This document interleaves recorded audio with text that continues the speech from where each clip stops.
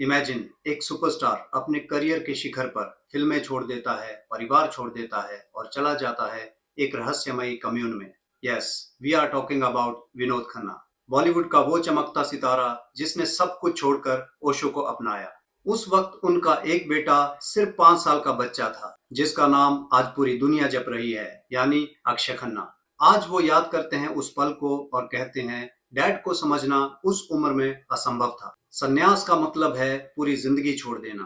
परिवार तो उसका सिर्फ एक हिस्सा है। विनोद खन्ना ने सब कुछ पाया, फेम, मनी, स्टारडम, लेकिन अचानक एक भूकंप उनके अंदर आया। कुछ ऐसा जिसने उन्हें हिला दिया और उन्होंने चुना ओशो का रास्ता। इंडिया छोड़कर ओरेगोन, यूएसए में रजनीशपुरम कम्यून। सिर्फ 5 साल की उम्र में अक्षय ने देखा कि डैड अचानक दूर चले गए। उस समय उनके लिए ये समझना असंभव था, लेकिन आज वही अक्षय कहते हैं कि अब मैं समझ सकता हूँ। डैड ने कोई गहरी अनुभूति की होगी, तभी उन्होंने इतना बड़ा निर्णय लिया। अक्षय मानते हैं, जब आपके पास सब कुछ हो और फिर भी आप स्पिरिचुअलिटी चुने, इसका मतलब है कि भीतर कोई बहुत बड़ा अवेकनिंग हुआ है। लेकिन कम्यून में मेडिटेशन और पीस के साथ साथ था clash with US government, controversies और एक टूटता हुआ कम्यून। अक्षय कहते हैं, अगर कम्यून नष्ट ना होता तो शायद डैड कभी वापस ना आते। और कंट्रोवर्सी यही है, क्या विनोद खन्ना ने ओशो की टीचिंग्स पर विश्वास खो दिया था?